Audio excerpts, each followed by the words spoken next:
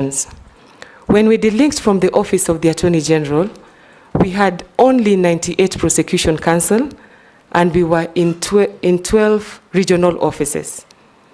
It was then my responsibility, together with the DPP, to rationalize staff and to operationalize the Office of the Director of Public Prosecutions. We have managed to increase the staff of the Office of the DPP from 98 to 1,600. We have managed to decentralize the Office of the Director of Public Prosecutions from 12 offices to all the 47 counties, to 131 court stations, and we also serve mobile courts. We have also managed, during that period, to civilize prosecution. What do I mean by this? Initially, police prosecutors were prosecuting in all courts. When we took over, we professionalized prosecution. We no longer have police prosecutors in our courtrooms. This is being done by prosecution counsel.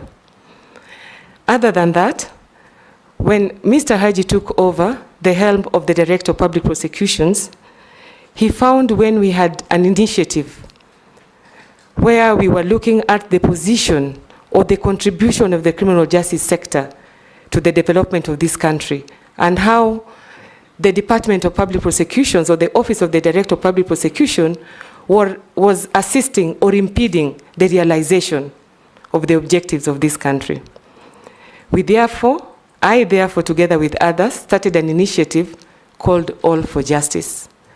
And All for Justice, we wanted to look at the role the prosecution is playing in realizing the objectives of the criminal justice sector. We visited almost all the prisons in Kenya. We interviewed about 20,000 prisoners.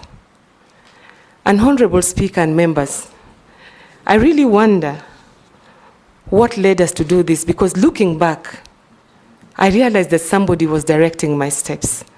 Because the conclusion of that report, which I have here today, indicated that what the prosecution wanted to do could not be done by the prosecution, but could only be done by the Attorney General.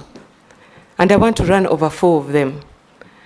When we went through the 20,000 inmates, pretrial inmates, and we checked all the prisons in Kenya, it was a wonder that although under the Constitution we talk about innocent unless proven guilty, it was clear that our criminal justice system is inconsistent with the right of innocence until proven guilty. Why do I say that? We found that most of the people who were in custody for petty offenses. There was nothing we could do because the law provided for them. Then we realized that there is a need for us to relook at our offenses in Kenya so that we can decriminalize petty offenses. At the same time, there is a need for us to find a different way of dealing with petty offenses. So we made that recommendation to the Office of the Attorney General. We also found that most of the people who were in custody were young people and they were poor. There was no mechanism that these people could be assisted. Each time they went to court, they needed bail, and bail is in cash. So we asked ourselves, is cash the only way that we can secure the attendance of accused persons to court? We made the recommendation to the NCAJ, and we're waiting for the Attorney General to attend to it. Thirdly, we also found that most of the people who were in custody were not represented. There was no equality of arms. They could not defend themselves. We made a recommendation to the Attorney General that there was a need to operationalize the legal aid services. Because when people are not represented, they are not able to move through the system. And honorable members and Mr. Speaker, sir, I would invite you people to visit our pretrial detentions. We talk about rights. We talk about the rights of the arrested, the rights of the accused persons, the rights of the detained person, but we have not made it tangible. Because if you visit these institutions, you will wonder what we are as Kenya. None of the people charged with corruption cases was in pretrial detention. It is only the poor. They have no food, they have no classes, cases take very long, and most people who should be in custody are working outside. And most people who should be outside are in custody. There is a need for us to reform the criminal justice sector. We also observed that cases were taking very long, and there was a need for us to expedite those cases through the system. As a result of that, DPP Haji, myself and the office tried to come up with initiatives within our power.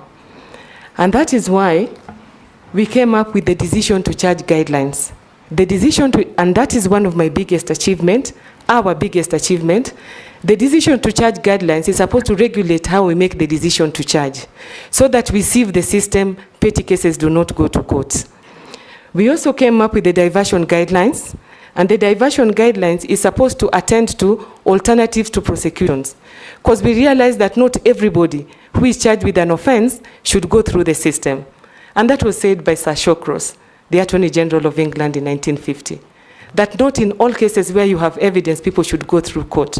So we came up with a diversion guideline to assist us to sieve the cases. What is the challenge that the DPP could not deal with that the Attorney General should deal with?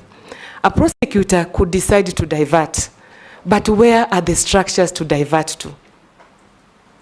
Because if I have young people who have been brought to me and I realize that they can be rehabilitated, I need a rehabilitation center. I need counseling services. How many of our counties have rehabilitation centers and have counseling facilities? Therefore, our action is in futility. Prosecutors are being accused of taking many cases to court. It is because we have initiatives, but we need other structures of government to assist us to realize those initiatives. Could wind up on that? Yes. And we also found that most of our prosecutors had no capacity, and therefore maybe were making wrong decisions. And that is the reason why, in order to harness and structure the training of prosecutors, we came up with the Prosecution Training Institute. At the Prosecution Training Institute, we now have a fully fledged course where prosecutors can undertake continuous legal training, specialized training,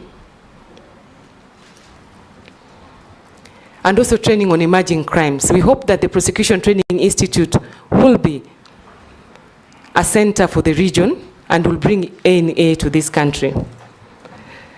On access to justice, we found that prosecutors were having a difficulty in attending court. We therefore digitized.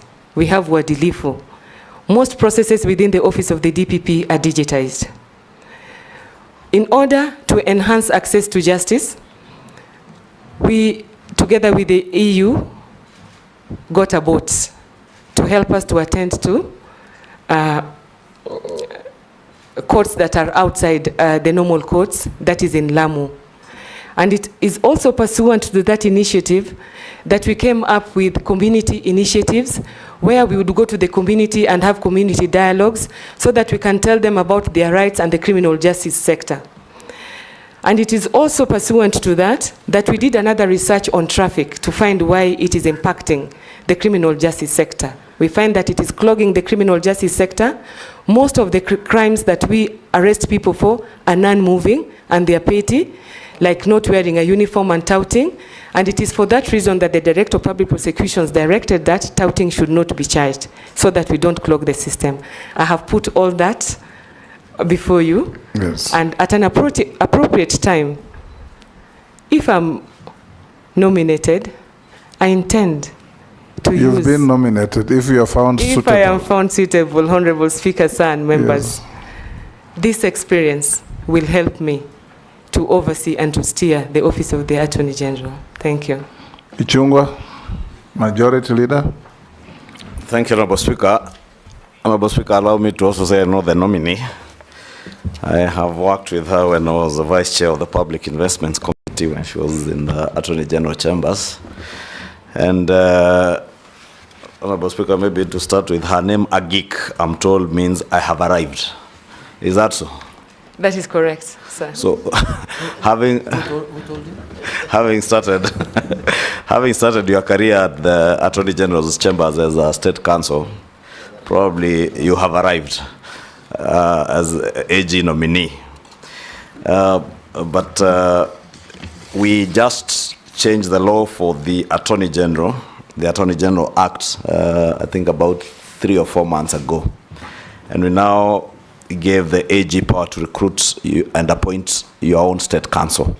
Unlike before, where you had to go through the Public Service Commission. One, I would like to hear your view on whether that was a good thing to do, or if you feel probably those powers should have been left because there was a tussle between the office of the AG and the Public Service Commission. The Public Service Commission insisting that they should continue appointing, or rather recruiting, staff and across the entire public service. I would just want to hear your view on that, whether it is good to have those powers in the AG, or whether that should be reviewed to take the powers back for recruitment back to the Public Service Commission. Two, I'd want to hear if, since this is a law now, and government has lost quite a number of cases, largely on account of the caliber of staff that are there in the Attorney General's chambers in terms of the State Council. Many do not turn up in court, and many cases are lost in court. That has occasioned government losing many cases in court, and some that are very costly to taxpayers. I think if you were to accumulate the total number of judgments against government in terms of quantum of amounts that ought to be paid by government, they would run into the trillions. I would want to hear what is it that you intend to do should you be approved. One, to make sure that you are able to recruit and retain good state counsel, because the Attorney General Chambers also has become a training ground for counsel. They come there, train for a few years, and they are poached by Parliament, they are poached by ministries and other organizations. What will you do to retain good state counsel so that government doesn't continue losing cases in court? Go ahead, answer those two. Thank you, Honorable Speaker, sir, and members. With regard to delinking, I am the wrong person to ask, because I fully support this. And this is what has helped the Office of the Director of Public Prosecutions. When we were delinked from the Office of the Attorney General, the ODPP Act, the Office of the Director of Public Prosecutions Act, which operationalized Article 157 of the Constitution, provided for a board, which is chaired by the DPP, and the mandate of this board is to advise the DPP on recruitment discipline of counsel. Why this is a good idea, it gave us the opportunity of relooking at our establishment so that we could get the necessary skills and the requisite officers to propel the Office of the Director of Public Prosecutions. I am the secretary to that board, and I know what we have achieved. We have increased our establishment. We have been able to rationalize our staff. We have been able to negotiate for our staff. As we speak today, it is the Office of the DPP that negotiated with SRC to allow lawyers in government to earn what we call in the ODPP prosecution allowance, and in the Office of the Attorney General it's called another allowance, which is different from non-practicing allowance, and this is to help retain officers. At the same time, it is within that board, which I serve as a secretary, that we were able to find ways of complying with the Constitution. We therefore rationalize staff. If you go to the Office of the Director of Public Prosecutions today, we have 60% women, 40% men. It is the face of Kenya. We have tried to recruit from every part of this country. Secondly, the board has also helped us with issues of discipline because they go quickly and we are able to conclude them within time. Third, the board has assisted because the DPP is required on any other matter to consult the board. So necessarily when it warrants, we go back to the board to get counsel on issues of human resource. And it is through that we have relooked at our human resource manuals, we have looked at our transfer policy, we have also relooked at our work environment. And the beauty of the board is that the PS Treasury is represented. That is at the ODPP's office. The PS Treasury is represented. The Attorney General is represented. The Judiciary is represented. The Kenya Police is represented. The Law Society is represented. So there is collegiality. And we are able to share our expertise and experience on how we can work together as a chain. The second question was a comment on government losing cases and what I would do. Mr. Speaker, sir, and members, there are reasons why people lose cases, not only the government. All of us lose cases one time or another for maybe these 3 reasons. 1, it could be that you have a bad case. You will lose it. It could be that you have bad representation or inadequate representation. You could do that. You could also lose a case because the court has erred. In which case, if you feel aggrieved, you will go back to court, either for appeal or revision. You could also lose a case for any other reason. Any other reason? None of the above.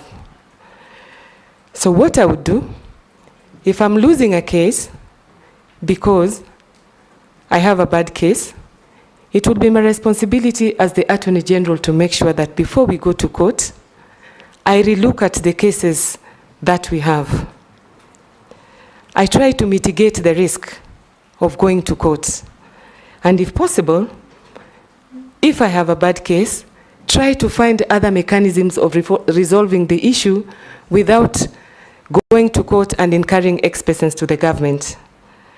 And going forward, I would also say that it will be the responsibility of the Attorney General to advise ministries and MDAs on how they should deal with court matters such that the Attorney General is involved from the beginning.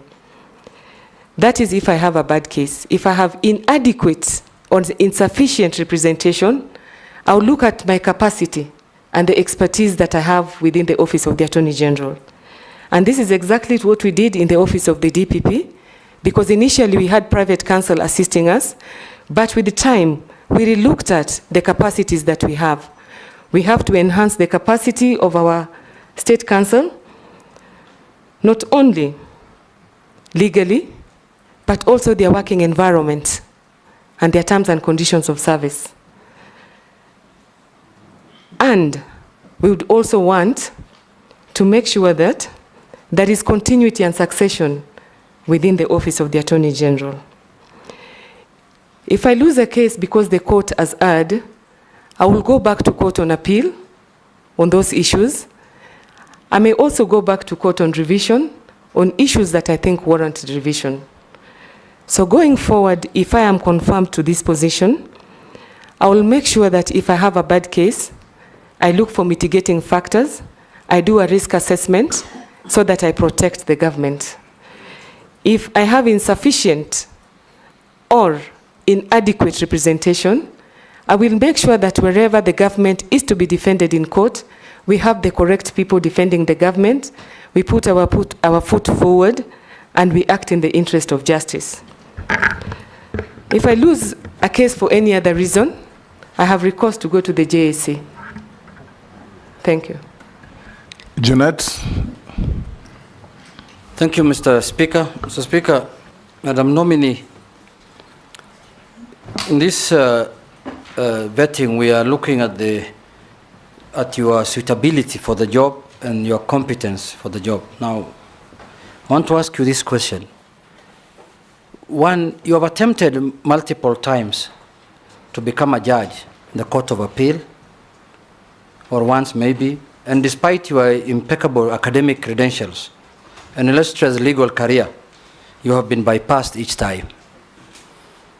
Did JSC provide you with answers as to why they did that? Or was it your last name? What could be the problem? Can you explain to us as a committee what could be the problem? My second question is, it's on record. This country went through post-election violence in 2007, 2008. And you're on record, you say that much later, that there is no evidence to charge certain people who were involved in that post-election violence. What has made you make that decision? Can you explain to the committee why you took that decision as a serious prosecutor, a distinguished prosecutor who is known for prosecuting people? Why did you take that decision? And my last one is, there are bills that have passed through this House that have been declared unconstitutional by the court. And some of these bills emanated from the executive with the participation of the Office of the Attorney General. What will you do to improve the quality of legislation coming from the executive now that if you are approved, you will become the Attorney General, so that the issues of courts declaring laws enacted by Parliament as a constitution becomes a thing of the past? I have those 3 questions as of now. Thank you. Dorcas, answer them quickly. Thank you, sir. About the JSC, I think the positions were few. I'm not the only one who succeeded, but I believe that it was not my time, and my time was going to... Do they give reasons when they don't give you the job? They don't? They don't, sir. Okay. They don't. About post-election violence, and me having said that there was no reason to prosecute, I want to say that I chaired a task force 3 years down the line to look at offenses that were committed subsequent to the post-election violence. The task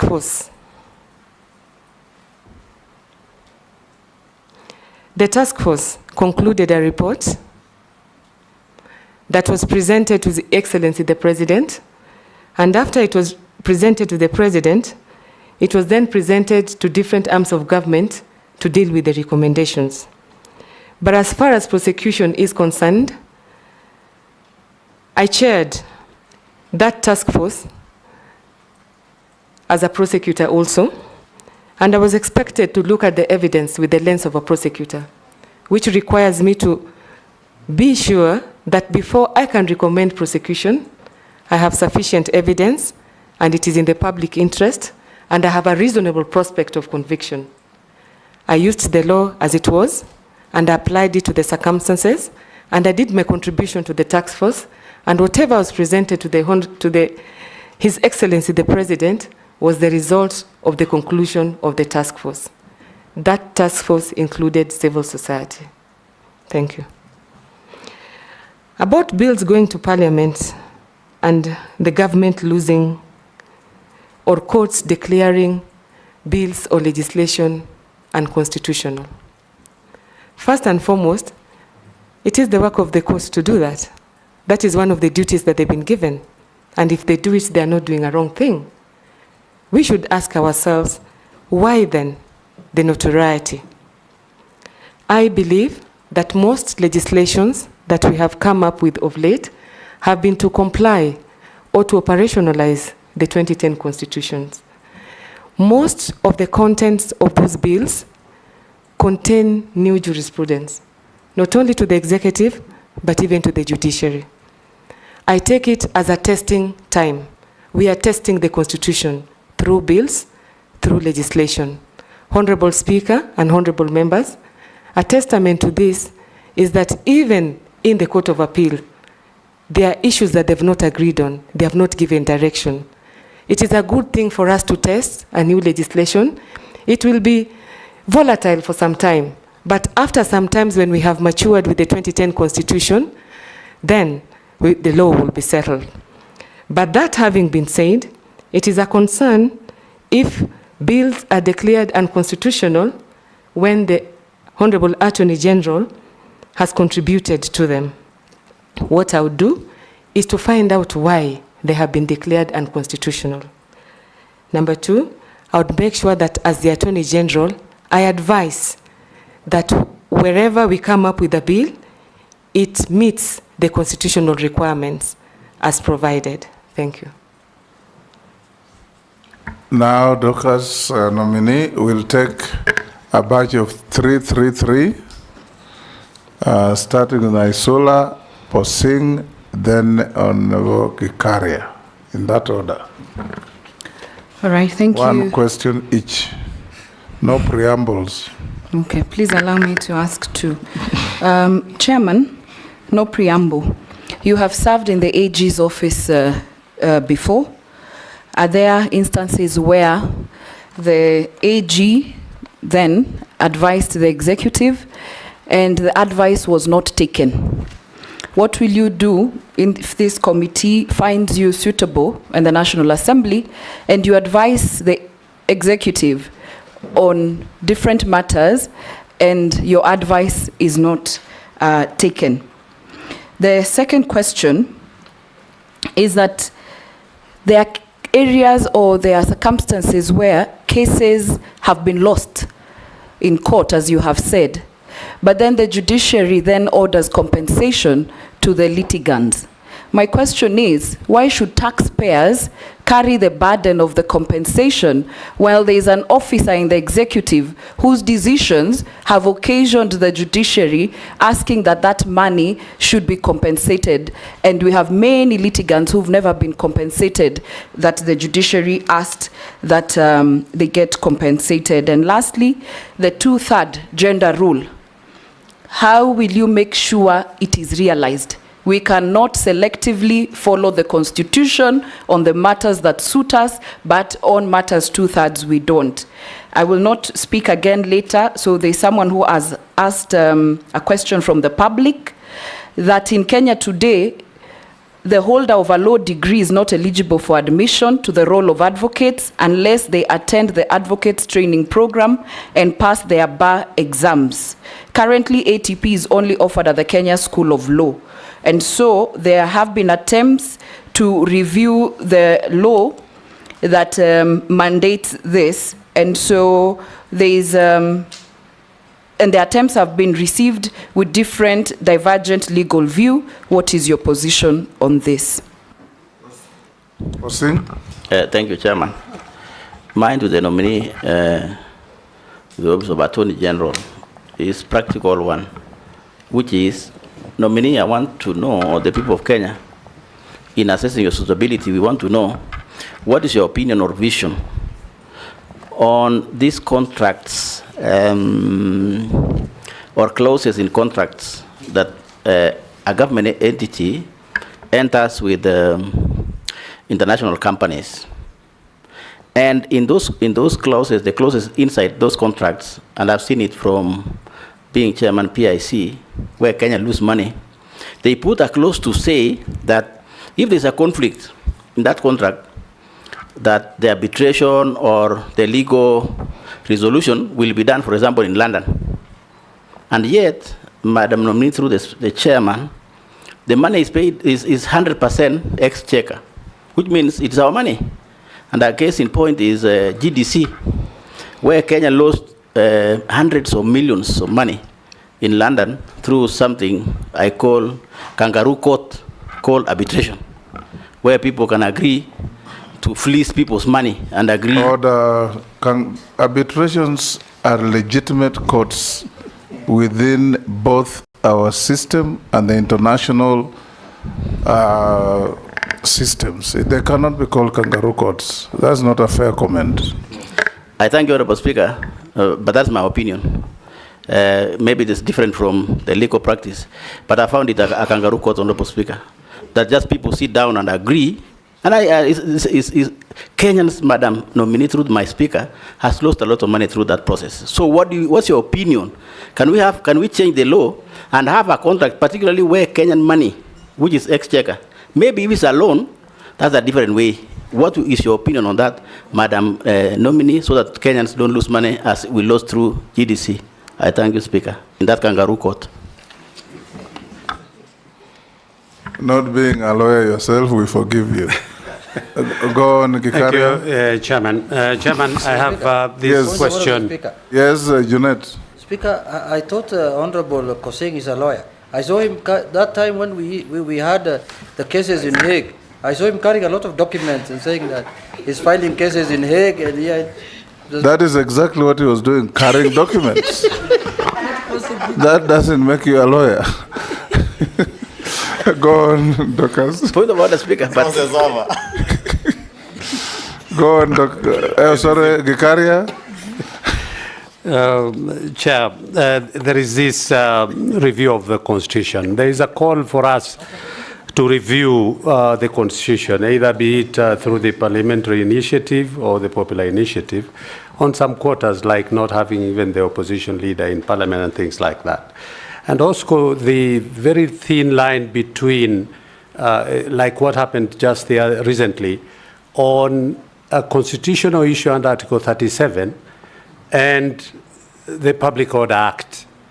Maybe in your view, Madam Nominee, what, in your view, are the sections that we need to look for in terms of the constitutional amendment, particularly to be able to align some of those very thin lines between Article 37 and the Public Order Act, where you have to balance the two for us to realize. So maybe in your view, which areas do we need to look for the amendment in the Constitution? Thank you. Yes, Nominee, can you deal? Chairman, and my colleagues, my apologies. It has something to do with what I had asked.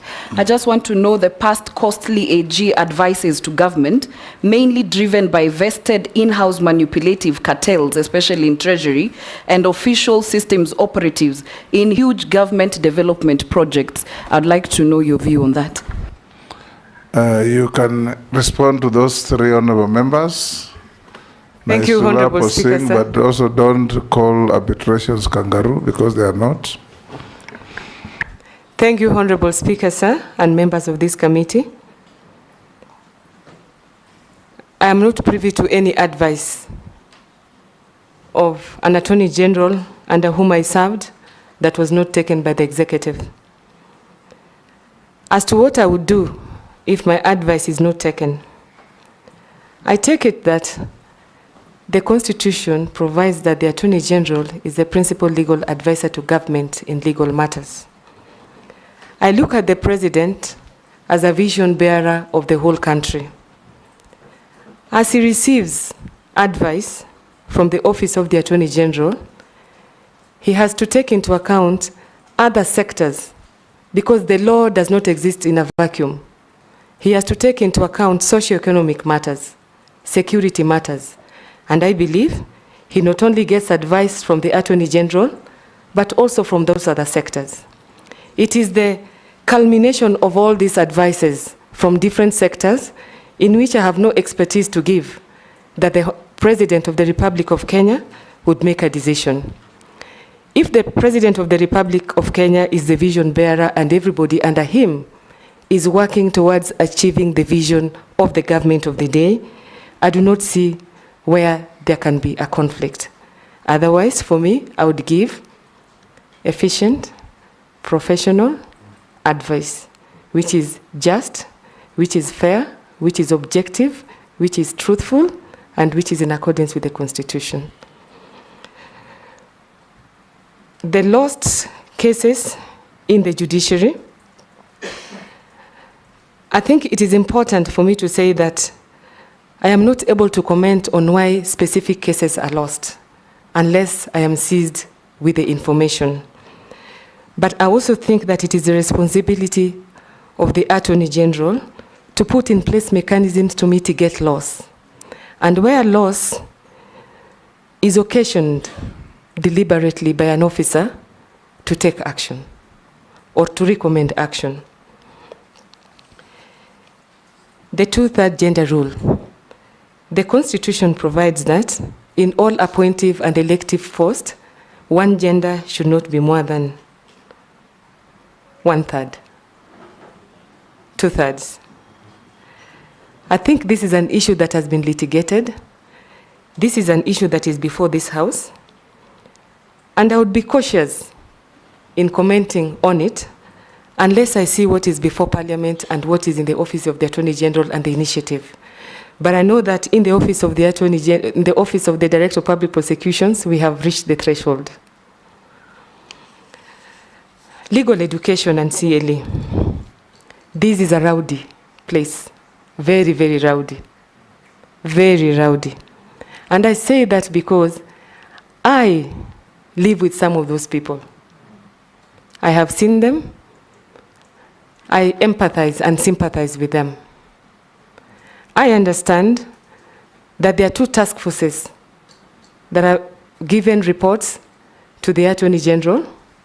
Those reports are in the office of the Attorney General. And pursuant to those reports, there are two bills pending before Parliament to harmonize legal education, to set standards, accreditation. Because, Mr. Speaker, sir, I am told that in some instances, you go to an accredited university, but when you go to the School of Law, you are not allowed or you are not admitted. I know these people are frustrated, and that is my priority, to go and look at these two reports, to look at what is pending in Parliament, and to make sure that we recall it back, because this was 3-4 years ago. There could be some intervening factors to make sure that we are responsive, because these people need a closure and they need to know. They legitimately expected that after learning law, they would be admitted. So I do agree, this is a very rowdy area, it is frustrating, and it calls for priority, and it will be one of my priorities if I'm accorded an opportunity to serve. At the Office of the Director of Public Prosecutions, having found that this was a problem, we created a cadre called legal interns. We tried to bring in people who had gone through the School of Law, but for one reason or another could not be admitted because they were frustrated. In fact, we started by getting in 100 and we distributed them. But apparently that was not in accordance with what Treasury expected, so we had no money, so we stopped it. I also think that it is the responsibility of the Attorney General to relook at pupillage, so that we can structure some pupillage mechanism within the executive, so that we can absorb some of these children. It is an area that, as an Attorney General, as an advocate, and having been the Secretary of Public Prosecutions, I admit it is an area that needs urgent call. Thank you. I was asked about the vision. The vision of the office. Mr. Speaker, and honorable members, under the Constitution of Kenya, the Attorney General is the principal advisor to the government, also represents the government in courts. At the same time, the Attorney General is supposed to act in public interest. It occurs to me that the Attorney General is wearing two hats. He is a lawyer, he is also a minister. But this public-facing, public interest part has not been very clear. Therefore, I vision to be an Attorney General who will actualize the vision of an Attorney General under the Constitution. Be a principal legal advisor to the government, represent the government efficiently and adequately, and at the same time, protect public interest, uphold rule of law, protect human rights, good governance and accountability. I will be a responsive Attorney General and a lawyer of the people. And I hope the Office of the Attorney General will work with all the peoples of Kenya in realizing our aspirations under the Constitution. When it comes to contracts which are eschewed, Honorable Speaker, sir, I don't have any information on this, but if confirmed, I would make sure that we come up with some SOPs, standard operating procedures. We set standards, and we make sure that the Attorney General is actually represented and reliably represented in the contracts from the beginning to the end. Because unless you look at the quality of the contract and you mitigate any loss or any risk, it is very difficult to succeed in the end. So there is a need for an Attorney General to be represented from the beginning, to look at the clauses to make sure that they're responsive to what we need and that they protect us. At the same time, should we feel that some of the clauses will be injurious to us, we could review. That calls for expertise and very professional State Council. The third question was on constitutional review. Mr. Speaker, sir, and members, the Constitution is a live document. And within the Constitution itself, there are provisions for review, which means that there is room to review and amend the Constitution. However, the rule of law requires that all laws of Kenya are made by the participation or with the participation of the people. They must be clear, they must be available, and they must be able to be legislated. For that reason, it is only the people of Kenya who can say what they want to change in a constitution, because they have to be part and parcel of the law. The office of the Attorney General can just be facilitative. Having had our constitution for the last 15 years, I would agree with those who are saying we are now ripe to relook at the constitution to see what is working or not working. And this was provided for in the constitution and under the rule of law attributes. A law that is not working should be reviewed, should be amended so that it is responsive, so that it can speak to the times that we live in. So I will facilitate such. Yes. Thank you. Now we'll take another batch of 3. Let's start with Robert Mbui, Owen Baya, Murugara. Daud, hold your horses. Thank you, Mr. Speaker, sir. To the nominee, having worked in the office of the DPP, and noting that after we did our vetting in 2022, some of the nominees who had criminal cases against them, immediately after they were appointed, those cases were dropped. Now, as a legal advisor to the executive, if approved, one of the newly appointed CSs, one for cooperative, the Honorable Wycliffe Ambetsa Oparanya, he confirmed on oath while he was here that the EACC has been used as a political tool to frustrate him when he was not in government. Now, I have 2 issues that I want you to maybe make a comment on. First and foremost, why should EACC be asked to give an opinion when it doesn't matter? Because the opinion given by EACC did not matter in the vetting process, yet we have to fill those documents even when you apply for public office like a member of parliament. 2, what will you do about the government's, what advice will you give, legal advice will you give to the government security organs and legal entities or legal teams, EACC, DCI, DPP, on politicizing and weaponizing their offices? And finally, how will you ensure that justice is served to all those parents and people who lost their lives, who are injured and who lost valuable assets during the recent demonstrations? Thank you, Mr. Speaker. Thank you very much, Honorable Speaker. This nominee, I've only seen her on TV and newspapers. Now I have opportunity to interact with her. Yeah. But I just want to ask this question, Honorable Speaker. Drafting is very key, especially on laws. And that's probably the link between executive and parliament, is how those laws come in, having passed through the AG's office. I have looked at your CV and I've listened to you. You're a very good litigant or prosecuting lawyer.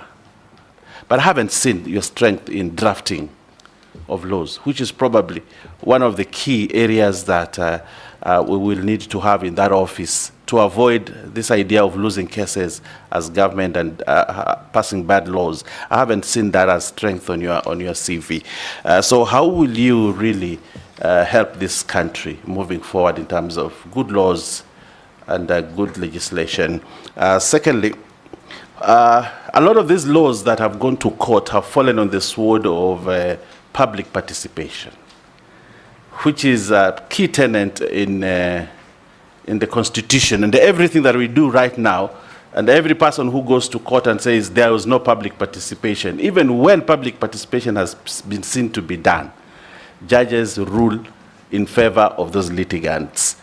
What is public participation? What is the correct public participation to you? Or what are you going to do to protect Parliament and this government from that? And lastly, if you allow me, Honorable Speaker, if you look at Section 43 of the County Government Act, it is very clear that the Attorney General may assist counties in matters apart from criminal cases. That is what Section 43 of the County Government Act says. And actually it goes back to Article 156(4) of the Constitution. But county governments have been using colossal sums of money to hire lawyers without regard to the fact that the Attorney General's job to actually defend county governments. How are we going to stop this hemorrhage of money from county governments through payment to lawyers? I know the lawyers are listening to me and may not be very happy about this, but it is a tenant in the room. it is. There's one next to you. It is that monumental amounts. You look at Nairobi County government; they are running billions in terms of legal fees. And yet, it is the duty of the Office of the Attorney General to assist counties in legal matters. How are you going to, do you think we need an instrument of law so that we can define the role of the Attorney General in counties? Counties are now setting up things called county attorneys, and they are basically lawyers in there at the county attorney's office, but they don't even go to court. They pay these lawyers, but then they pay external lawyers huge fees. How are you going to stop this? Because I think it is corruption. How are you going to stop it? Thank you.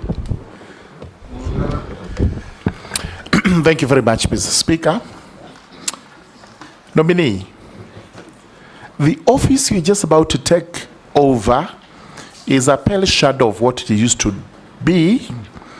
And if we draw parallels, when it used to be held by Sir Charles Njonjo, the first black man to be the AG, and what you're taking over as the first lady, if you're approved by this House, almost everything is lost. And recently, we had as Parliament to try and salvage your position by returning the power to recruit staff back to you. And in fact, the same time also, the AG was going to lose the only asset that was left under his armpit, which was the public seal. That tells you how eroded the office is. As the incoming AG, if you are approved, what areas do you think should be recovered and returned to the office so that it is given the dignity that it used to have, which dignity possibly is now lost? Secondly, unsatisfied judgments are a nightmare in this country. If I'm not wrong, I think you owe Kenyans, or the government owes Kenyans, to the tune of about 1.6 trillion in unsatisfied judgments. What are you going to do about this? Or would you agree with me that we should be amending the Government Proceedings Act and open up government property to attachment by auctioneers to satisfy judgments that are unpaid? And lastly, the CLE, the Council for Legal Education, which I think is as old as legal practice in the country, which is started with those practices of articled clerks at the Kenya School of Law of the same time. Do you think there is any necessity of having CLE and Kenya School of Law at the same time? Or should we now merge these two so that once you go to Kenya School of Law, you come out as an advocate, even if there are regulations formulated by CLE, but this idea of exams are by CLE, education or teaching is by KSL, is misnomer as far as we are concerned. What will be your position as regards those two dockets? And finally, as the AG, will you be prepared, and can you tell Kenyans that you will actually stand up personally as a seasoned lawyer, litigator, of many years standing to defend our government in courts. Because the reason why we have lost most of these cases, to be frank, is because you do not have experienced advocates there. Number two, those you sent are junior and possibly are missed meat to seasoned lawyers out there who sue the government. Will you stand up and defend that government personally? Nominee. Thank you, Honorable Answer those Speaker, sir, three. and honorable members. I was asked why the EACC should give an opinion. Honorable Speaker, sir, and members, I think this issue of vetting is also murky, because even at the Office of the Director of Public Prosecutions, we get requests to clear people from different agencies. And we have been wondering on what capacity we would do that. So I wouldn't want to comment on why the EACC is giving an opinion, but I would want to say that the whole procedure of vetting needs to be relooked at so that what we do is impactful and informs decision making.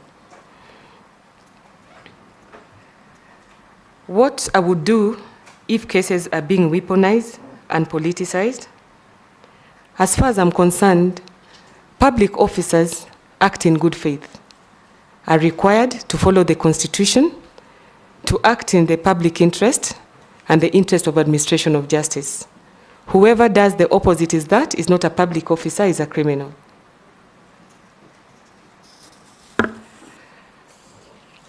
I was told that drafting is very key. And I have not drafted any. When I was introducing myself, I articulated the legislations that I have personally led and have gone through this parliament and have never been declared unconstitutional.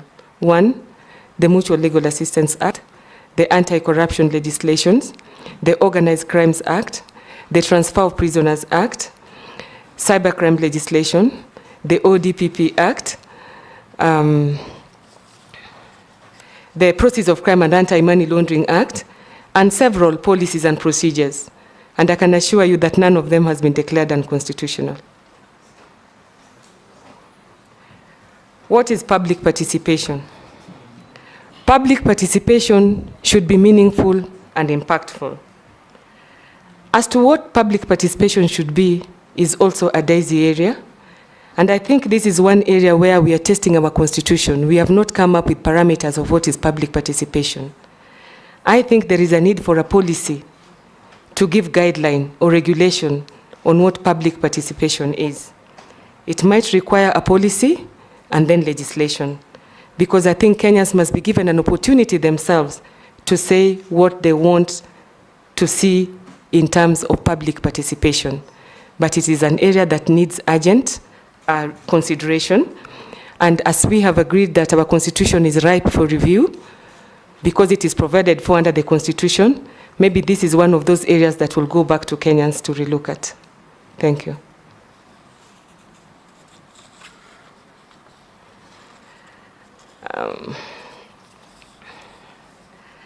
The image of the Office of the Attorney General. Pardon? The question on the county. Yes. County The question on county governments. And the legal fees. Mr. Speaker, sir, and honorable members, the impact of county governments is one of the areas that the interplay between the national government and the county governments is a bit cloudy. And should we have an opportunity to relook at our constitution, I think that is one area where we should put effort to see whether the objects of devolution are being achieved. From the perspective of the Director of Public Prosecutions, we also had that problem, where county attorneys were representing people or coming up with criminal laws without the participation of the Office of the Director of Public Prosecutions. So I think when we download the functions that are given to the county governments and the national government, there is need to give guideline on where the boundary is, how far they can go. Because if we don't act together, there's no unity of purpose, we act in cross purposes, then the person who is benefiting is the person who is the enemy of our country. So I think that is one area that we need to relook at. Thank you.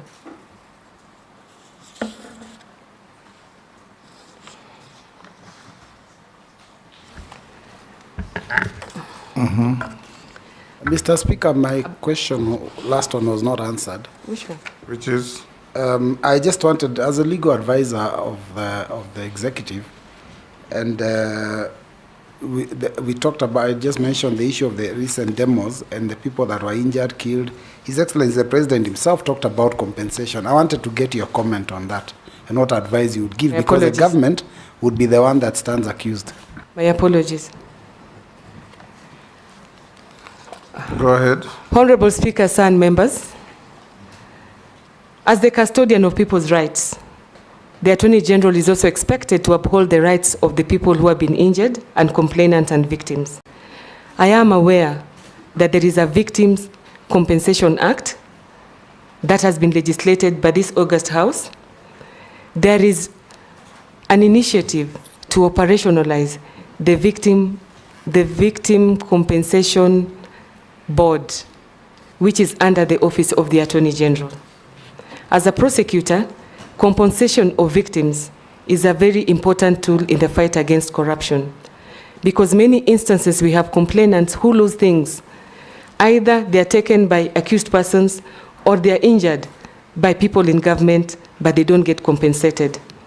To buttress the gaps that I was talking about in the criminal justice system, I think the Victim Compensation Act and the Victim Compensation Board, I'm sorry if I don't get the names right, that fall under the Office of the Attorney General should be operationalized so that we give the parameters and the standards of compensation of victims. And that will also be a priority. Murugara's questions? Many short ones.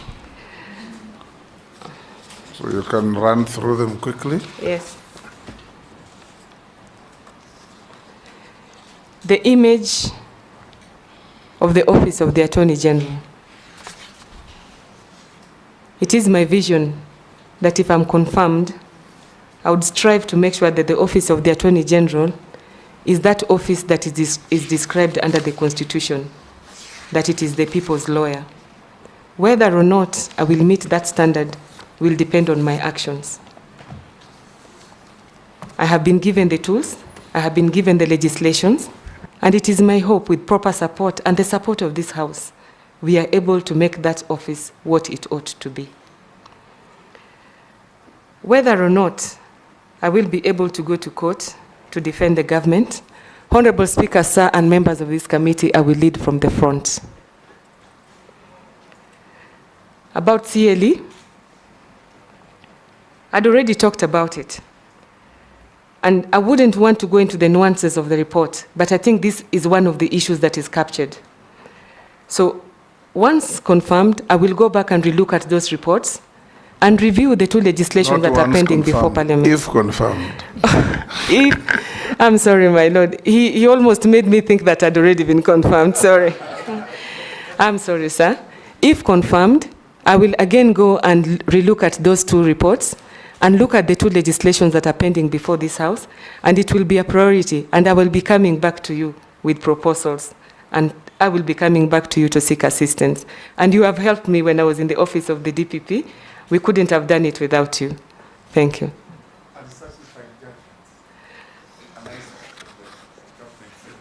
Big pending cumulative awards. Honorable Speaker, sir, and honorable members, I am informed and I know that some of these awards maybe are not big, but it is the interest that accrue, especially if it is compound interest. To enable me satisfactorily answer that, once, if I am confirmed, I undertake to take an audit of what is pending, the reasons why they are pending, the challenges in satisfying the orders, and I'll be able to give a satisfactory answer. Thank you. Can we have Daoud, Honorable Mase, Honorable Mukami, those three. Then we'll be left with the remainder. Go ahead. Thank you, Mr. Speaker. Senior Counsel, you just mentioned that Constitution, you would consider Constitution changes if possible. I want to put it to you because I've given to our Speaker. I'm waiting for the legal counsel from Parliament to draft it. Would you consider that because of the Gen Zs, particularly now, I have made a suggestion where we need to do away with the Senate. I have said we do not need to have governors. We revert back probably to mayors of counties who would run the political angle of the county, whereas the administrative would have clerks like town clerks used to be there before. With that, then we establish a committee in Parliament, which in the National Assembly, by the way, when I say Parliament, I mean just National Assembly and not the Senate, where we would have a committee on devolution to take care of the counties so that we reduce all that baggage which is there, because basically Senate takes care of counties, which can be done by a committee of Parliament, of National Assembly. The same thing can be done. Would you consider something like that to be feasible for change of the law? I know it may involve the referendum or something. Secondly, the Office of the Public Trustee, until 3 months back, I never knew they would do a succession case, which has been done. There was a property I bought from somebody, and they had gone through a public trustee instead of going through succession in court, which takes a lot of money and time as well. But the problem was public trustee took more time than a succession course. Would you consider devolving all, if you are approved, the public trustee to each and every county? Because currently what is there in our region is in the old provincial headquarters, that is Embu. Would you consider, and would you publicize it so that many people know that there is an office of public trustee which can do those cases, and I think they're practically free. There is not much involved in that. Would you consider that? Thank you. Honorable Emase. Thank you. Speaker, through you, my concern still goes to public participation. I know it's been mentioned, but I'm asking it in a different context.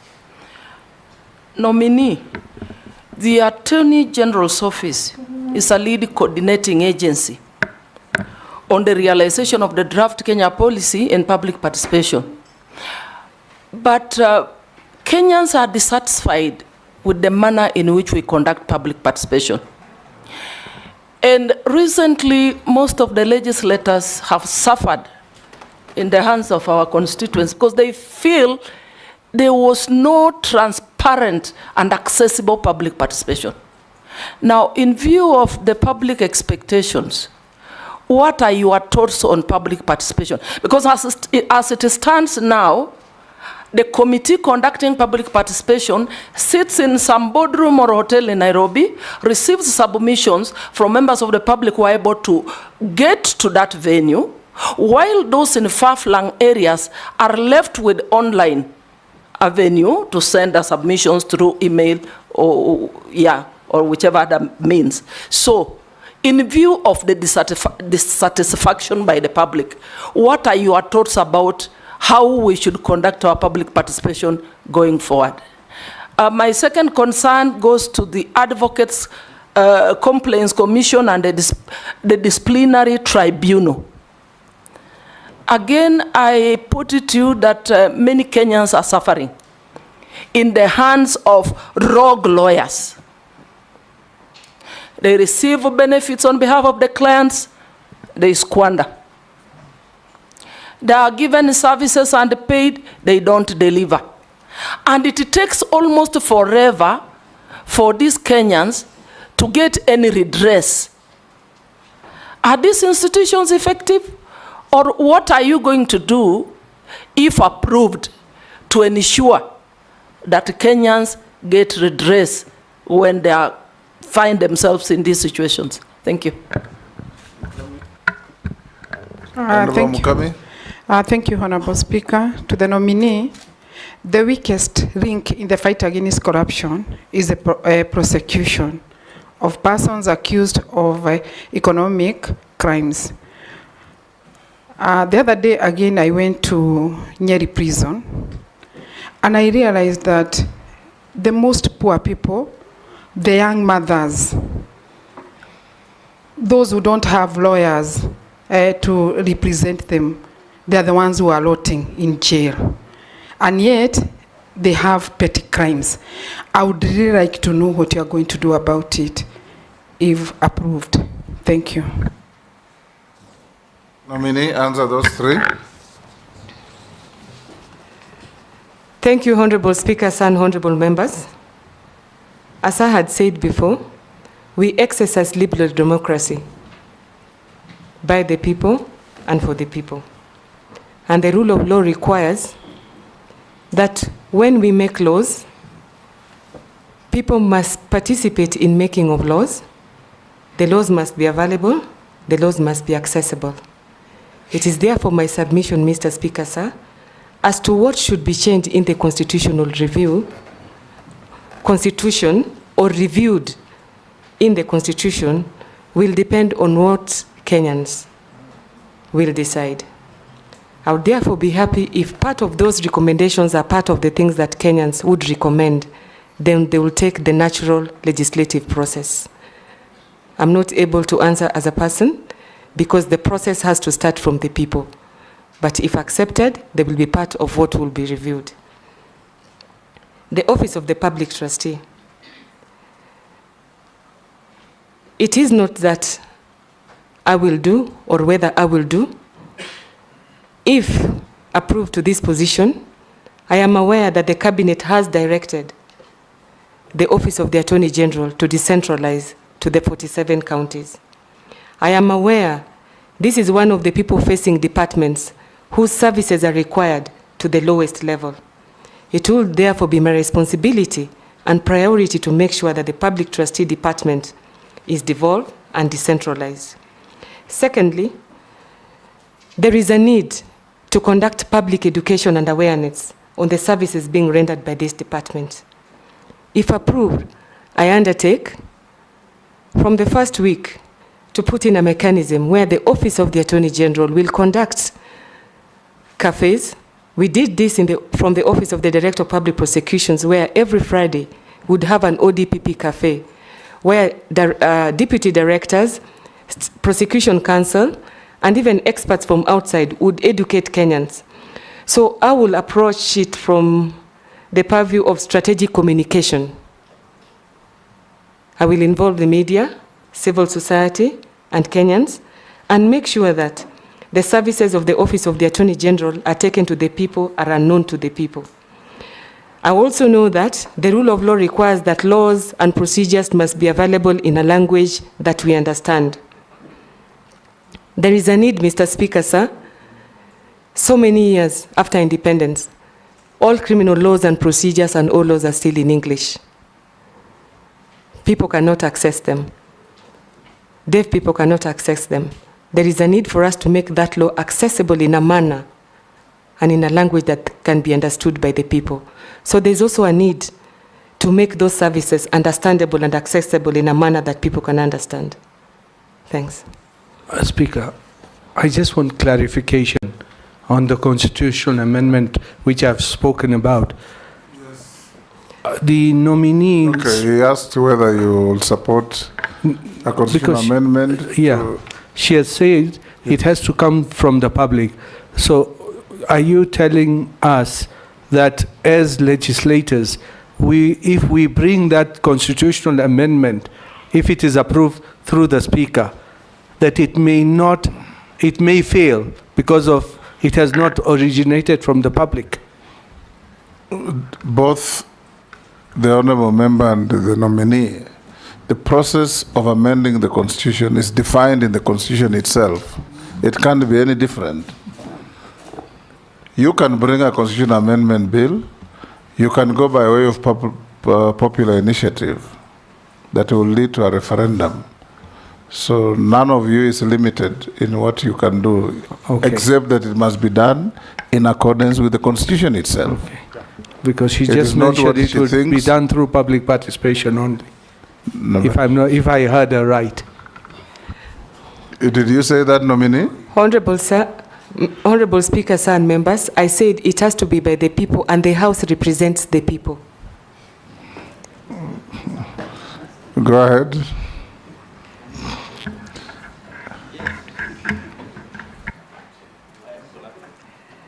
I was asked about public participation.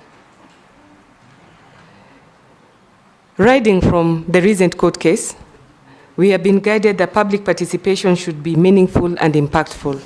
As to what should be public participation is where the problem is. And as I had said before, there is a need for us to come up with standards and involve the public to come up with standards and expectation of what public participation should be. And once we have that, we'll be able to direct and make sure that every legislation goes through the envisaged standard and expectation of the people. Honorable Speaker, if I can. Maybe if I can, I rarely participate at this level, but I want to ask you, what we are grappling with is we have bills that go through the bicameral process. Starts from the Senate, ends in the National Assembly, and vice versa. If you find favor and you become the Attorney General and the principal legal advisor to the government, assisting all institutions, including Parliament, what would be your view in a situation where courts are striking out legislation on the basis of public participation, but you'll find that a bill emanating from, say, the National Assembly has gone through the entire hog of public participation. Going to this, let me give you an example. We had a sugar bill. Came from the National Assembly. The committee went to all the sugar growing areas, Ramisi, Rongo, Awendo, Mumias, Mohoroni, Miwani, Nzoia, all over. Picked views. The bill is passed, goes to the next house.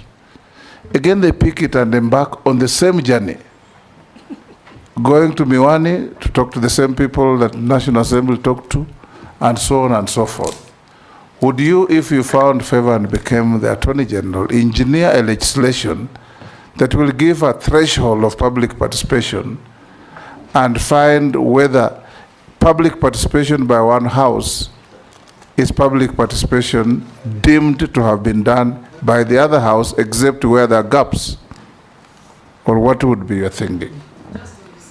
Yes, Emas. And Honorable Speaker, it will become even more cumbersome because going by the recent pronouncements by the Court of Appeal while invalidating the Finance Bill 2023, now Parliament is obligated to do public participation on each and every amendment, even to an old bill, treating it as if it's a new one. So now we're asking ourselves, what exactly should this public participation entail? Are we going to be going back to the people every time we're doing each and every small thing? I think that needs serious clarification and thoughts. Honorable Speaker, if you allow me to in on this. Same issue? Yes. Go ahead. Participation. Nominee, thank you that you're a lawyer of good standing. Probably you can help this country. Public participation. I read the judgment on the finance bill. They said we introduced new clauses on the floor of the House, which is actually the reason why third reading happens, you know, and the committee of the whole House, where we debate and, you know, say, no, let's change this, let's change this. But a court says we should not do that, you know. Every time I have an opportunity to introduce or to change a clause on the floor of the House, I have to take it to public participation. Then now come back again. I take judicial notice that that matter is now pending before the Supreme Court, and therefore is sub judice. But I also want to... But you can talk about public participation in general terms, because the process consumes public resources and public time. When is public participation adequate for purposes of legislation? Yes, on the same... And we have a situation where every judge now has his own set of what public participation should be, and therefore they bring out judgments on this is not public participation, and yet another court somewhere ruled on what public participation should be and should not. You are a good lawyer of good standing. I want to give that to you. How do you help this country? Nominated from Honorable Posing. You know, that is a very emotive area now because it is causing a lot of rampers all over. Posing? I agree with you, our senior, our speaker, that it is a very juicy area, particularly this of public participation. Because, and it's good that the nominee here is likely to become the next Attorney General, should she find favor of Parliament. Don't prejudge. If approved by Parliament. If found, okay, yeah. Yeah, she might be, Speaker, you don't know. I don't know also. But what I'm saying, Speaker, this might be an opportunity for her to listen to us as the people of Kenya, that public participation thing need to be thought about very clearly so that it doesn't curtail the role of parliamentarian. Because then if you say everything is public participation, including amendments at the committee of the whole house, which is provided for in Article 95. So what is going on? So I think, Honorable Speaker, this is a very juicy matter that the nominee, should she get a favor of Parliament, should dive into, as I call it, a low-hanging fruit. Otherwise, we will be confusing a country in terms of legislation. Nominee, thank you, Speaker. Thank you, Honorable Speaker, sir, and members of this committee. Adequate or meaningful or impactful public participation will be public participation that corresponds with the requirements of the Constitution.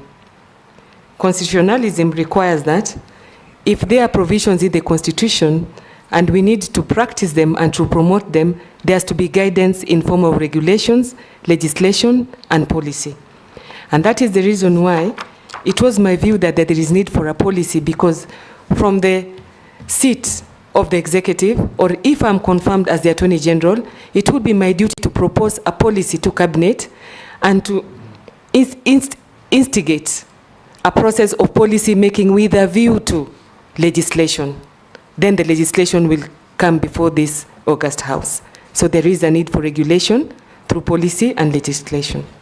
If you find favor and become our Attorney General, that is one of the milestones we would look to you to assist Parliament. Within what period do you think you can be able to give the country a Public Participation Act, regulations, and rules? If approved by this House, yes, and if appointed and sworn in to serve in the capacity of the Attorney General of the Republic of Kenya, 100 days. We will hold you to that if you get there. Yes. May I answer something about the Advocates Complaints Commission? Yes. The Advocates Complaints Commission is also under the Office of the Attorney General, but the Disciplinary Tribunal is not under the Attorney General. There is a need for the Office of the Attorney General to review the capacity, the structure of the Advocates Complaints Commission, because they only have one panel that is sitting now. If approved for this post, I would also think that there is a need for us to sieve the cases that go through the Complaints Commission so that the very trivial ones do not clog the system. We only deal with the more complex ones. But otherwise, there's a need to take an audit and come up with good resolutions on how we can structure the department. Thank you. All the questions answered? Okay, so we can now move. Your question, which my one? questions. By Honorable Mokami, I think it was about the mothers and vulnerable people who are in prison. Is it? And the fight against corruption Yeah, in the economic crime. Do you remember it, Nominee, or do you want her to Yes, repeat? I do remember. Okay. Yes. About the mothers, the young people, and the children who were in custody, they are clients of the Director of Public Prosecutions, but the Director of the Public Prosecutions is using the tools that are available to him.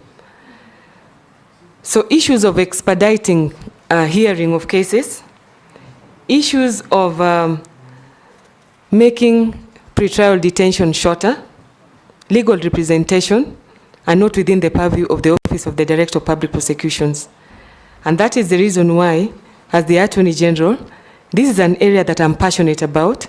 I am going to do all it takes to come back to this Parliament to persuade you that we need to relook at our criminal justice laws. I do not think, from the heart that I wear, that we are achieving the purposes of punishment, being retribution, rehabilitation, and restoration. Is the prosecution the weakest link in the fight against corruption? I was asked. The criminal justice system acts as a chain, and each one of us has a role to play. I know that the sector has been suffering from capacity, budget reallocation, sometimes inadequate or insufficient investigations. If approved as the Attorney General, I will bring in other tools to help in the fight against corruption. One, we would strengthen the operationalization of Chapter 6 of the Constitution by clarifying what government agencies can do. We will use the forums that we have, like the NCAJ, where the Attorney General sits, to review the process of hearing of corruption cases. It has to be shortened, and I'm happy to report that as a prosecutor, I know the President has recommended shortening of the time that corruption cases should be heard. There is also a need for us to use a tool called asset forfeiture and confiscation so that we take out the profits from the accused persons. If that tool was used, we'll make crime to be less attractive to the accused persons. We will also try to share resources and enhance the capacity of the officers. So each of the criminal justice sector agencies is suffering from something, but if we work together collaboratively, supported by this House, we'll be able to put in mechanisms to deal with corruption. Thank you. Yes, Honorable Mishi, Honorable Raso, and Honorable Mule in that order. Yeah, thank you, Honorable Chairman. Honorable Chairman, before my question, I also want to add what our nominee has just said, that it is one of the areas where if approved, she's going to put some reforms on the issue of presidential pardon. Because what we have been seeing, it is done politically. Those who have demonstrated that they have reformed and they need to have that presidential pardon, they don't access that. So while you say you have a passion on that area, on the prisoners, please also include the issue of presidential pardon. And Honorable Chairman, my question will also be on corruption, but in a different angle. And I just want to say that despite that we have so many laws regarding corruption, what are you going to ensure that there is consistently enforced? Because the problem here is enforcement, or rather implementation of the laws which have already legislated. And on the same perspective, how are you going to protect whistleblowers and witnesses who come forward with information about corrupt cases? On the same breath, one of the areas which we have found, there is a lot of corruption and wastages, it is on public procurement. So how are you going to ensure that you protect public funds, you also ensure there is transparency, there is accountability, so that at least the issue of austerity measure can be achieved? I thank you, Chairman. Thank you, Honorable Mishi. Raso? Honorable Raso? Thank you, Honorable Speaker. Madam Senior Counsel, you rightly said justice is expensive. and indeed it is in our country. Our courts or our judiciary borrows heavily from other jurisdictions. When you look at America, they have the People's Court, trial by jury. These are many areas that actually make it that the citizenry are able to access justice speedily. If you are confirmed, would you find it favorable to have battery of lawyers in the state law office, that Kenyans actually could go to the state law office and get counsels or advocates who can represent them in court in actually at a fee, where many Kenyans are able to access justice. Secondly, it is in the area of court reforms. If you look currently, there are many emerging issues: cyber crimes, cryptocurrency crime,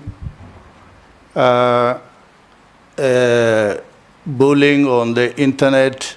There are many things that today is facing the world, and Kenyans are not exceptional to that. If you are confirmed by the House, would you find it favorable to actually have new courts that address these frontiers? These are teething issues to the Kenyan. And finally, what is your opinion on alternative dispute resolution? Thank you, Honorable Speaker. Stephen Mule.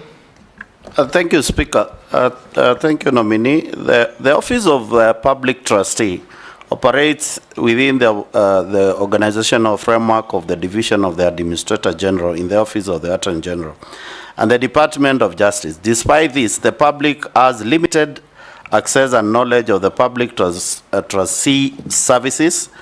What initiative are you going to put in place to communicate to the public to offer services from this office?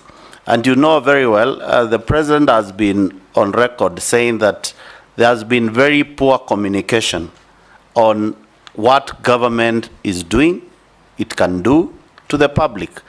I want to hear your views. Nominee, you can answer those three. Presidential pardon. Honorable Speaker, sir, and honorable members. I was privileged to chair, on behalf of the Attorney General, presidential pardons for about 10 years before the Power of Mercy Committee. I can assure you, honorable speakers and honorable members, when I chaired on behalf of the Attorney General, we did what was required under the law. The Power of Mercy Committee falls under the Office of the Attorney General. I would expect that the Power of Mercy Committee acts in accordance with public interest, good governance, and in the interest of the administration of justice. From the information given today, if confirmed or if approved, that is one of the areas that we'll relook at on what legislation or how they dispense their mandate. The issue of corruption, Honorable Speaker and honorable members, corruption has been defined, and corruption is a crime. The Director of Public Prosecution prosecutes what has been taken to him by investigating officers. The law requires him to either prosecute, to order further investigations, to take back, or to close. I want to assume that whichever action that he takes, it is done in the public interest and in the interest of the administration of justice. Tools like whistleblower legislation are very important in the fight against corruption. I am informed, I am aware that a whistleblower legislation is underway, and that will assist the fight against corruption. I am aware that the Witness Protection Agency is in place, but it lacks capacity. It was a department within the office of the DPP, but it was made independent. It is contributing to the fight against corruption and organized crime, but it lacks capacity. Since the Attorney General also superintends the Witness Protection Agency, we will review the structure and the requirements and the challenges of the Witness Protection Agency, and together with other justice actors, we will come back to you on the way forward, because I think it will still need budgetary allocation.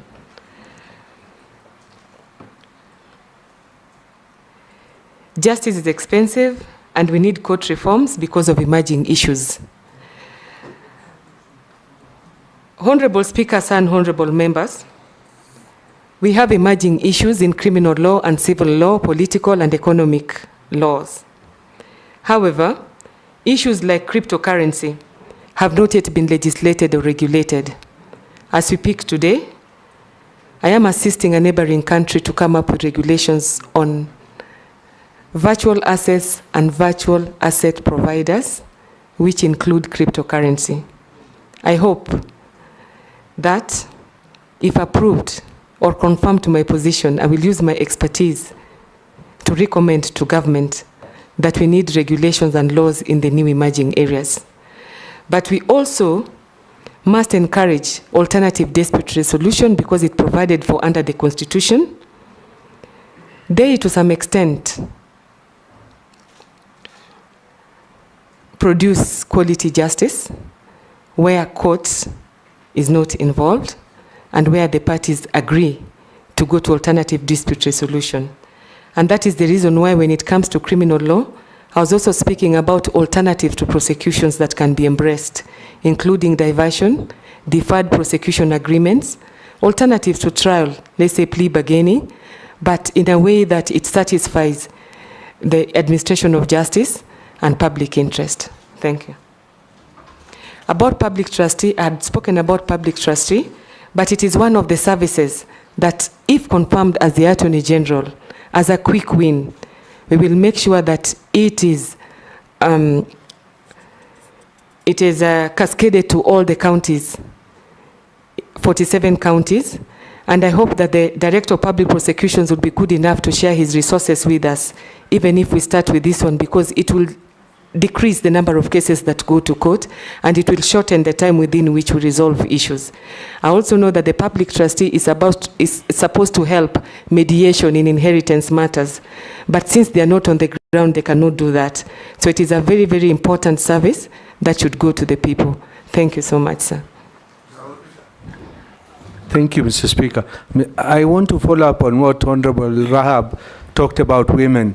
And there is something I was bringing, but it was declared unconstitutional. A penal code. Would you consider, because she has talked about women in jails, and women go with young children to prison, would you consider bringing legislation to remove the children from the prison, the under fives? How would you take it?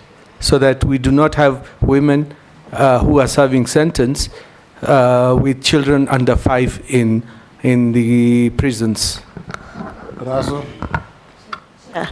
Chair, part of my question has not been answered. Which one? This is about the wastages on public procurement. And Chairman, I've asked this question because I'm putting a reference on what happened during the COVID-19 period, whereby we lost a lot of billions of money in terms of purchasing of masks. And I don't know whether how, as an AG, you're going to be advising the government in terms of public procurement. So I've not had any answers from her. Thank you, Honorable Speaker. Senior Counsel, my follow-up question, which you did not really answer, is the issue of legal aid. To have battery of lawyers in the state law office so that many Kenyans can access justice, so that lawyers are affordable and individuals can approach any court. It doesn't matter who they are in society. Thank you, Honorable Speaker. Speaker, there's someone who has asked me to ask this question, and I think it's a fundamental one. Nominee, under the Office of the Attorney General Act, Section 15, the Solicitor General shall assist the Attorney General in the performance of the duties of the Attorney General, and it prescribes how. What do you think if the executive or the president overrides you or works directly to get advice from the Solicitor General and not from you if you are approved by this committee and the National Assembly? About women in prison. Honorable speakers and honorable members, I know that women sometimes are detained in prisons and they have children. And I talked about the conditions of detention of vulnerable people within the criminal justice sector. It is not only women, but if you go to police stations and prisons, you'll hardly see detention facilities for children, for women, for men, demarcated, even for the disabled.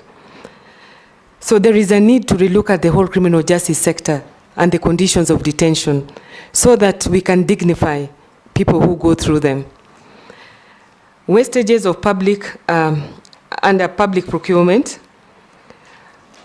Honorable Speaker, sir, and members, public procurement is one area that gives birth to many cases of corruption. There is a need to ascertain that all MDAs and government institutions adhere to the requirements of Public Procurement Act, and it is the responsibility of the Attorney General to advise them on how to adhere to the requirements of the legislations. So it would be my duty to advise the MDAs and government agencies on what is required of them should we find that the legislation is not adequate. For example, I know that under the Public Procurement Act, Section 134, contracts of above 5 billion are the ones that are approved by the Attorney General. The rest are done by the MDAs, but sometimes they end up to be the ones that have been more impactful negatively. So there will be a need to look at the whole of that regime and see how effective we can be. About the SG, I think if I'm confirmed as the Attorney General of the Republic of Kenya, I take the view that the Attorney General is the head of the functions that are prescribed under the Constitution. The structure and how the Attorney General's office will work will depend on how a particular Attorney General structures. Because if you are an assistant, you are an assistant, everything goes by, with, and on the signature of the holder of the office. So it will depend on the structure. But if the functions are given to you by legislation, then you are answerable to them. So I think it will depend on personalities, not really, but the law as provided under the Constitution and legislation and regulation, and again on the structure and how the two offices work practically. Yes, thank you. Do you think the law should be amended?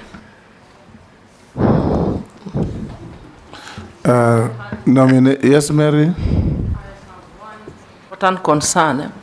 Honorable Speaker, through you, nominee, there's a lot of wastage of resources through litigation.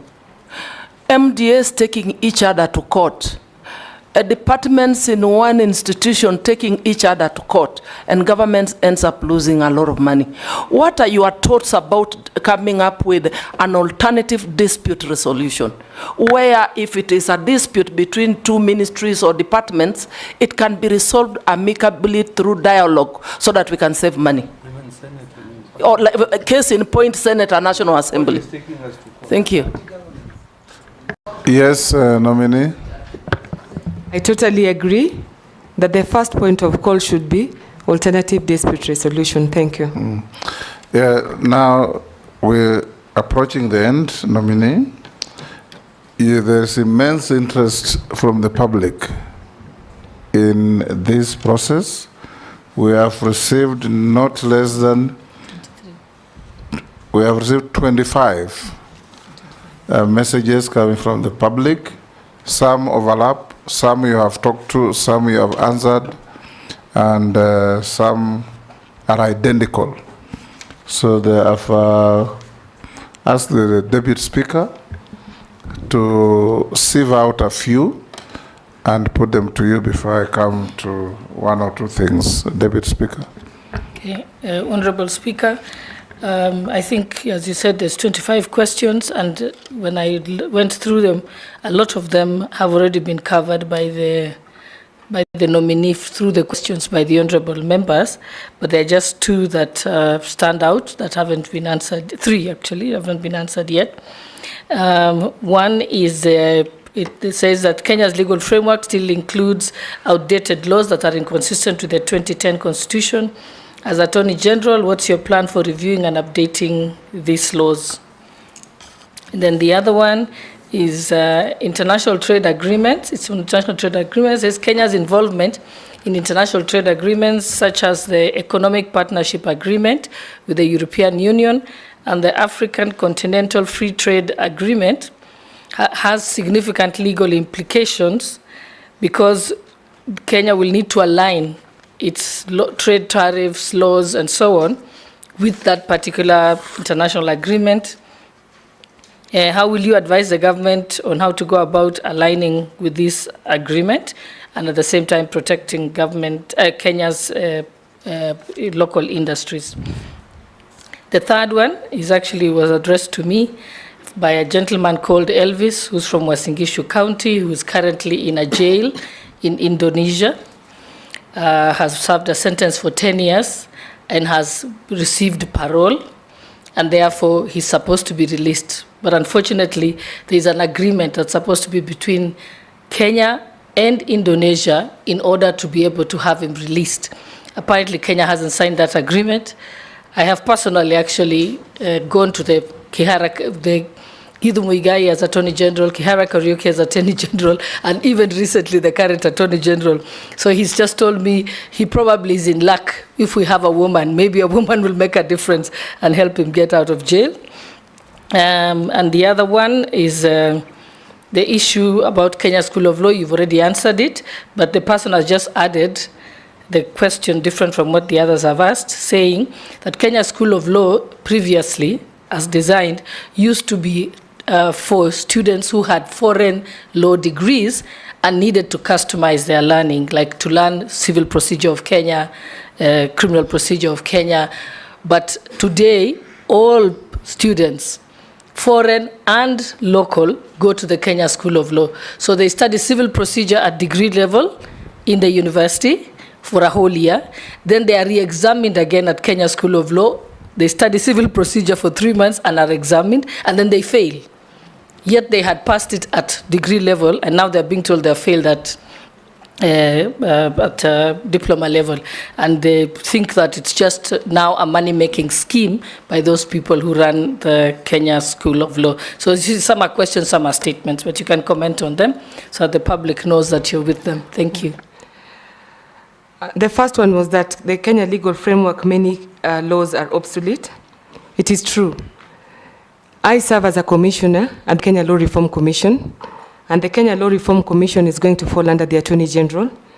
There is an initiative now of checking all the obsolete laws and the ones that are not responsive to the Constitution. We will enhance that initiative. If I take the example of criminal laws, we still have laws like drunk and disorderly, loitering, and in Mombasa there's one called Maineo.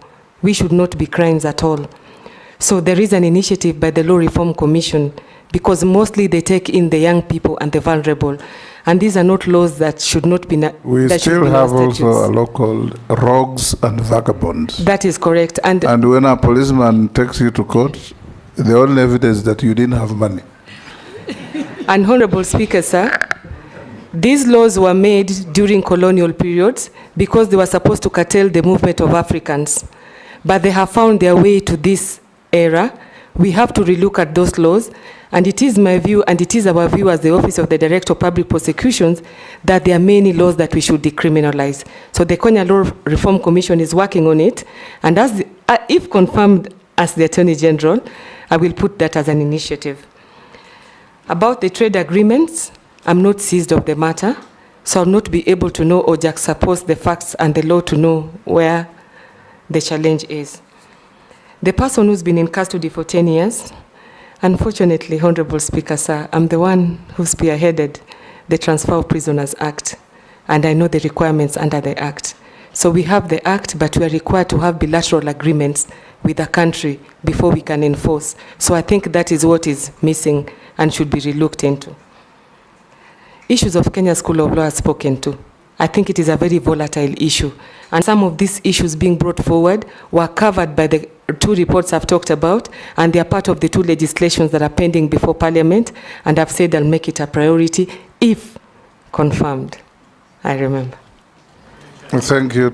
Yes. Just a clarification. When she was doing her introduction and her performance in the offices, I had her talk about Toti.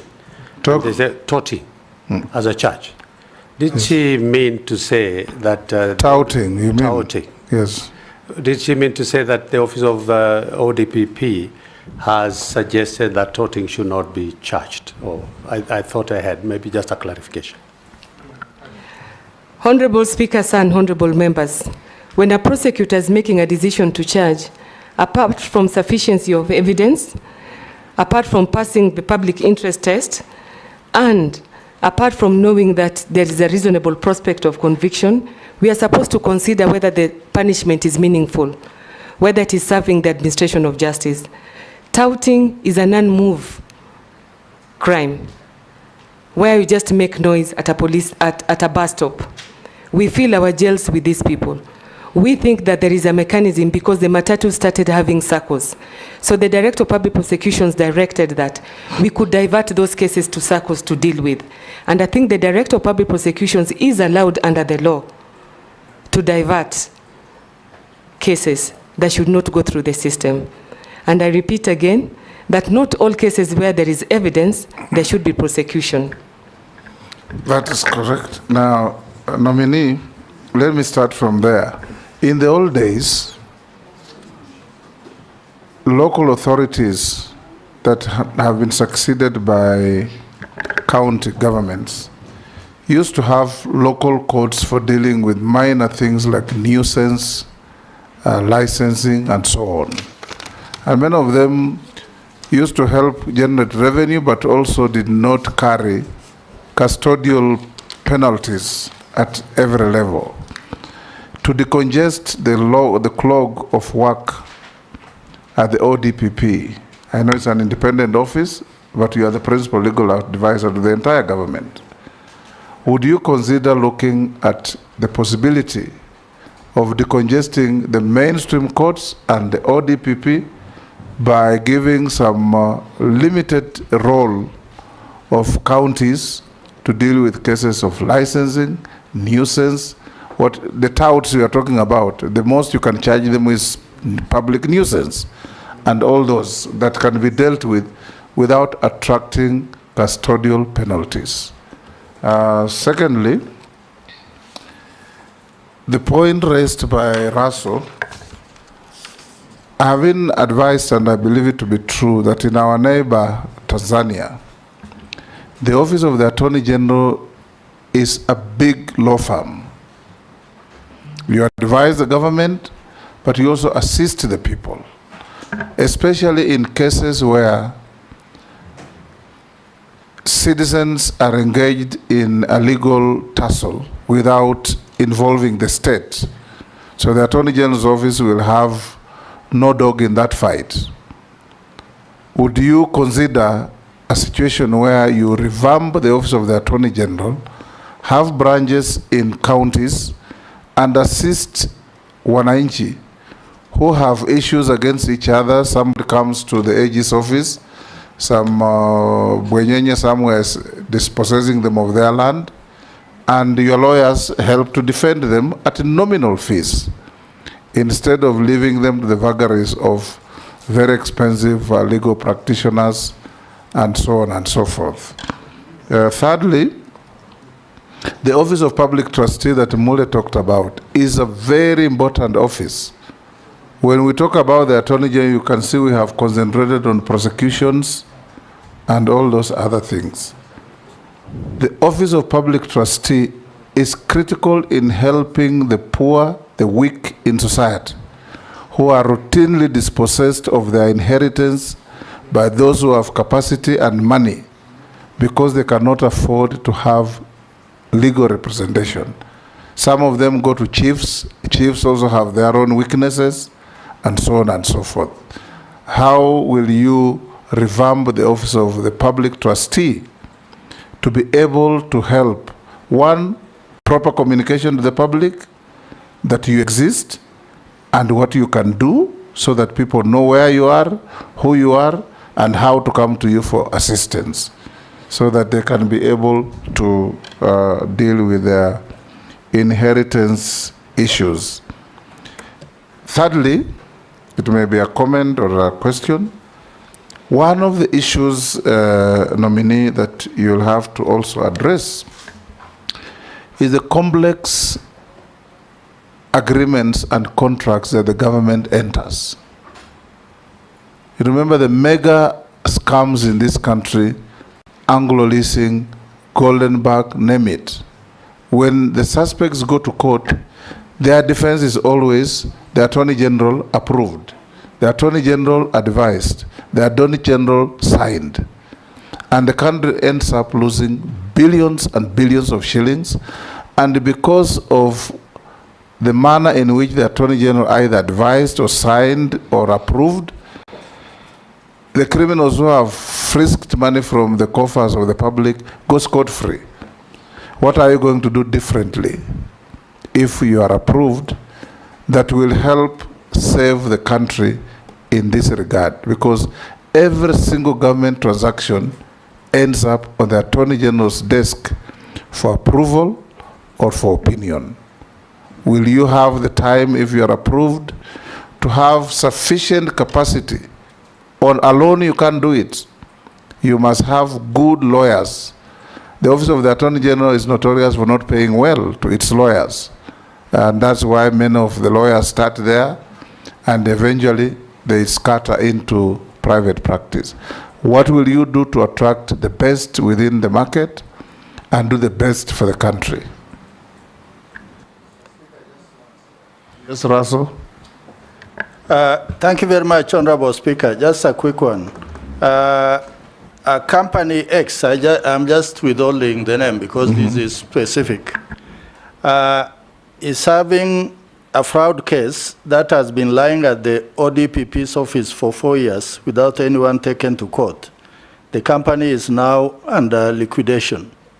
What is the comment of the nominee? Thank you, Honorable Speaker. Respond to those. Let her finish that first. The first question was whether the DPP would be minded to cede some of his powers to courts, to county courts, to deal with minor offenses. You don't even cede power, you delegate. That's not ceding. Honorable Speaker, sir, and honorable members of this committee, the ODPP has come up with delegated prosecution guidelines where we delegate to other agencies prosecution mandate. Make it public, make it known. That is correct. We'll make it public, we'll make it known. I will, if approved, I will consult with other actors and see whether that is one of the avenues that can be employed. Yes. The Office of the Attorney General is supposed to be the lawyer for the people. And in fact, that is why I talked about National Legal Aid Services. It has to be operationalized. And it is targeting indigent people, the vulnerable people. So if that is operationalized, we will need counsel to implement. If approved, I vision the Office of the Attorney General that is represented in all the 47 counties and in all the court stations, that is accessible, that is available, that can give legal advice to all Kenyans when and at a place that is required. I had already spoken about the public trustee. I understand. If approved to this position, that is one of the areas that we'll have to work on very fast, but already Cabinet has ordered that the services of the Office of the Attorney General must be taken to the counties, and they're working on it. About complex agreements and contracts. If you find favor with me, I think this is one area where the Attorney General must consult with Cabinet to agree that there has to be standards on how contracts are drafted. There has to be a central place which ensures quality assurance, because what we talk about here is a matter of quality, not quantity. There is a need that every public officer who acts on behalf of government is acting in the public interest and in the interest of administration of justice.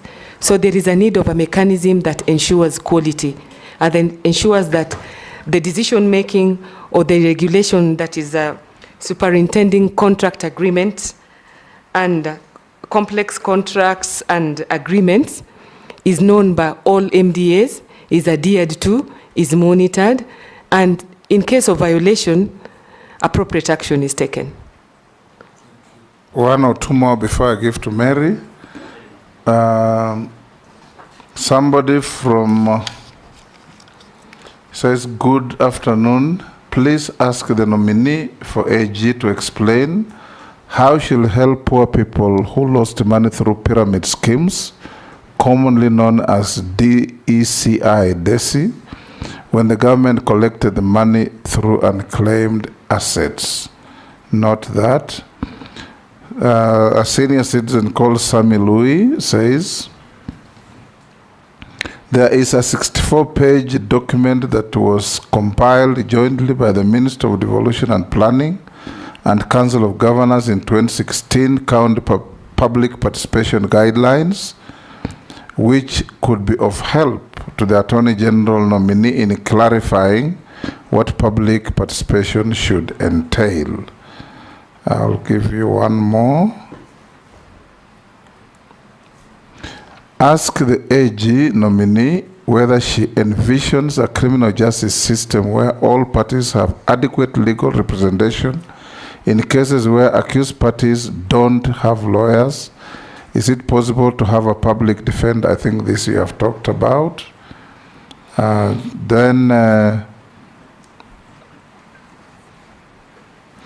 Ask the AG nominee if she has plans of having Kenya Sign Language interpreters at the state law office to serve the deaf. And lastly,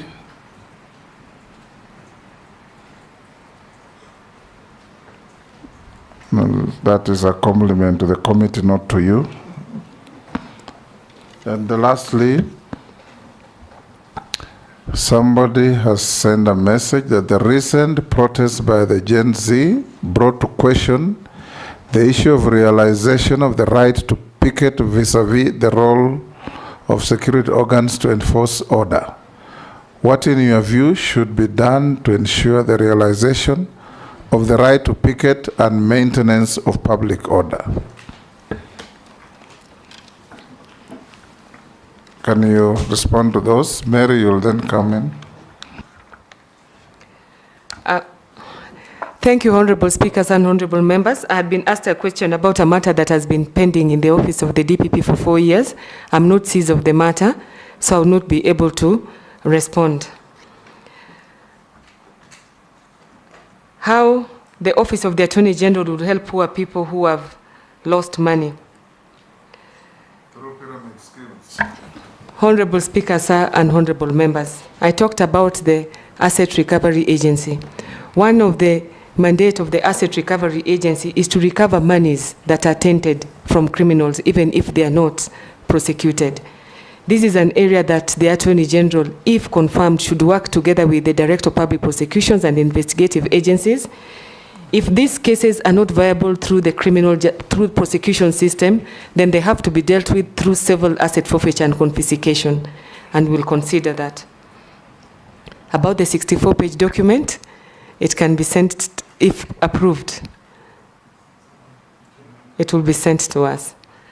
You will look for it. I will look for it, sir. Yeah. Criminal justice sector where all parties. Honorable Speaker, sir. It's the same thing we talked about. Yes. Growing your office yes. to a big public law firm. Yes, sir. Supporting not only the government, but the people of the country as well. Yes, sir. Whatever departments you call it, but people need help. That is true, sir. I totally agree. About protest by the Gen Z, about Kenya Sign Language, I'd spoken about a requirement or an attribute of the rule of law that requires that laws must be available, accessible, in a language and in a manner that is accessible to the people. And sign language is one of such manners.